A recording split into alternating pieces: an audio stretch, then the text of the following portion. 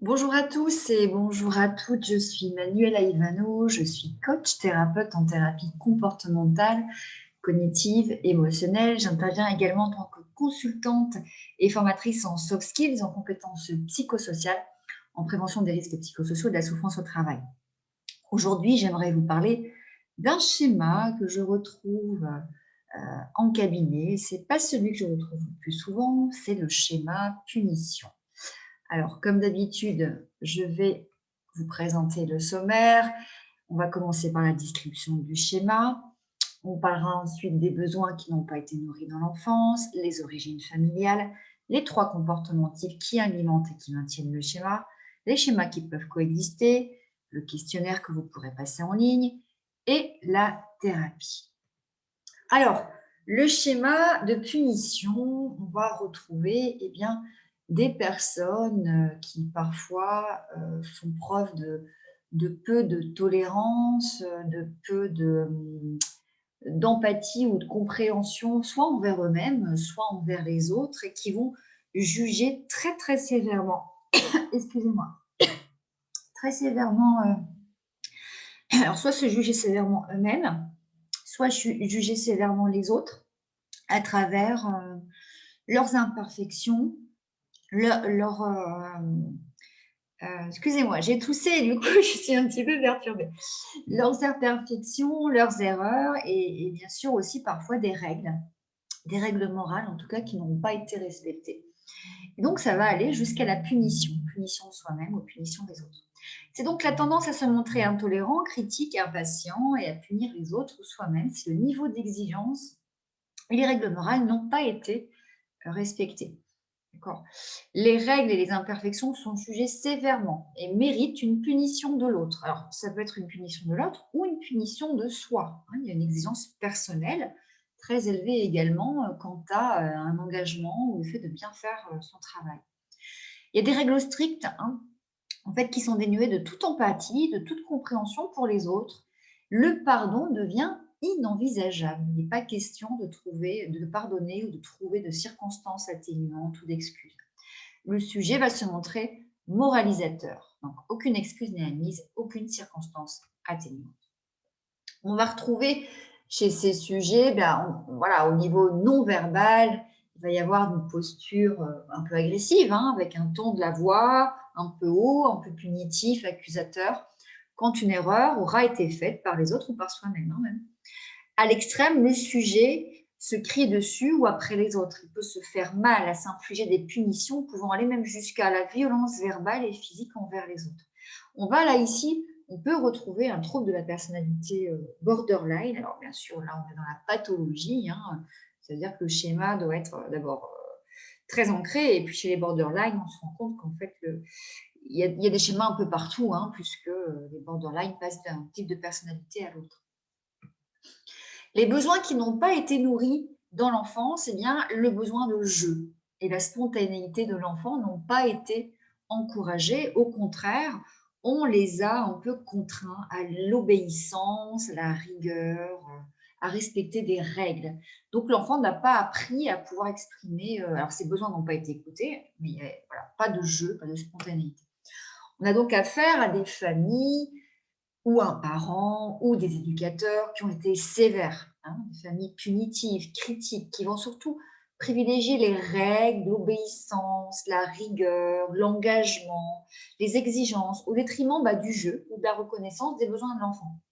Il peut aussi y avoir des violences verbales ou physiques, mais ça, c'est pas systématique, hein, en tout cas, mais il y a quand même une certaine forme d'injustice qui a été vécue par l'enfant, l'injustice qu'on va retrouver aussi comme sentiment principal, comme ressenti chez l'adulte.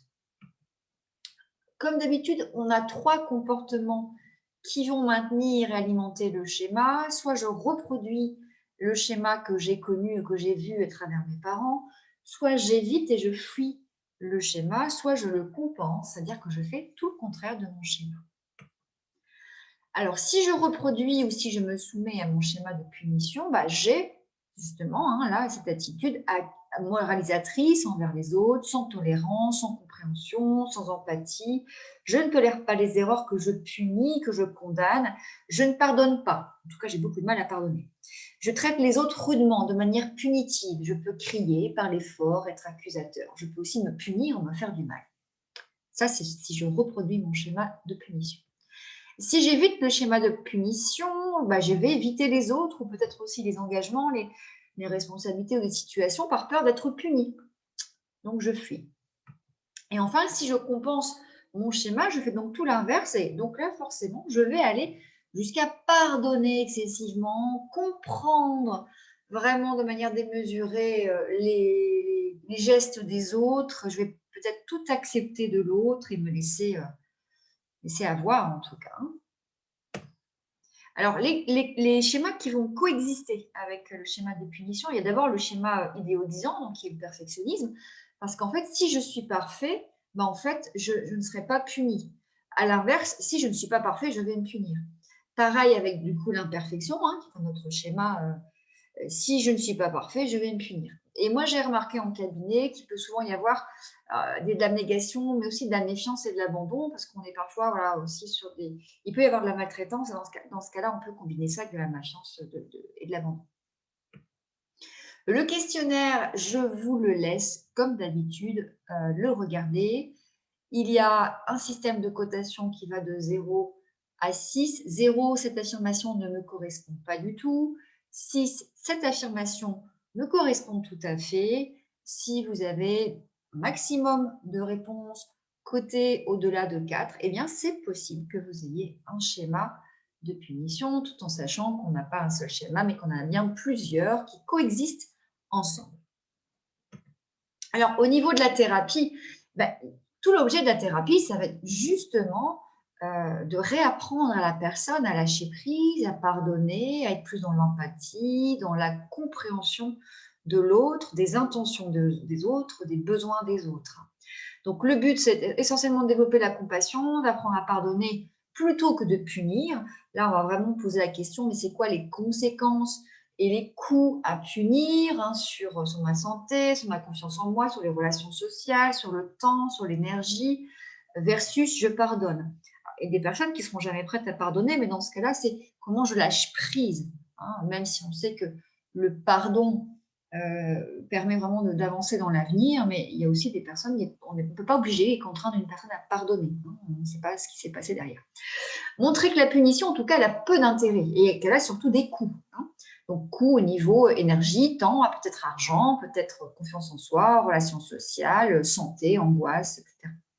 Faire comprendre le peu de contrôle que l'on a sur l'autre, d'accord? Je peux punir, effectivement, accuser, mais que se passera-t-il quand je ne serai plus là? En gros, la personne peut continuer à le faire quand je ne serai plus là. Mais surtout, quel impact cela a aussi sur ma santé, mon temps, c'est ce que je viens de vous dire. Il y aura un gros travail de relation avec le thérapeute, comme sur tous les schémas. Le thérapeute devra se montrer tolérant, ne pas punir.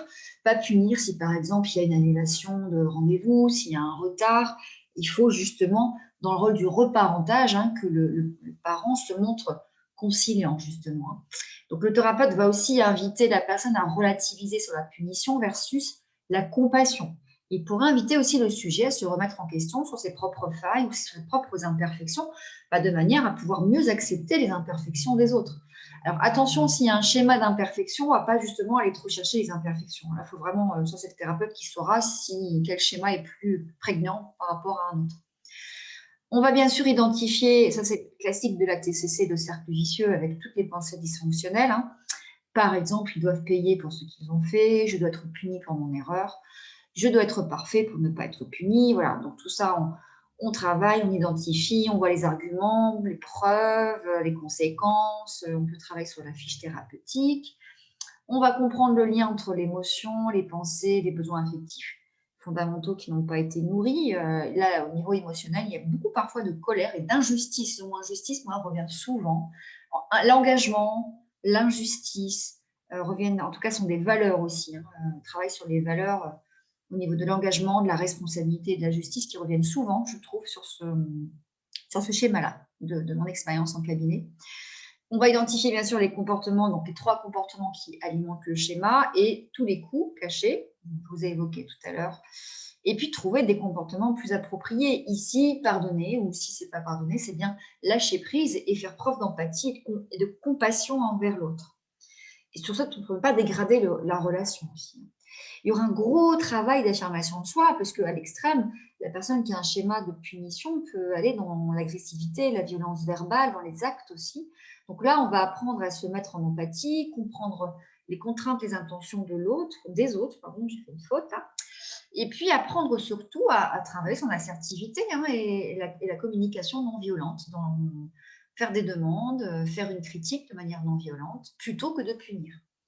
Et bien sûr, il y a toujours le rôle du reparentage, alors à travers bien sûr la posture du thérapeute, mais aussi les chaises vides en imagerie, où en fait il faut que le patient, enfin le sujet, apprenne à identifier que c'est le parent punitif qui est en train de parler à travers lui, hein, donc c'est la voix de mon parent, et donc on va apprendre à faire venir l'enfant, l'adulte sain, qui répond aux parents punitifs en disant en gros un peu: «Lâche-moi, hein, je ne t'écoute plus, tu as tort», et cetera, et cetera. Voilà pour le schéma, de punition.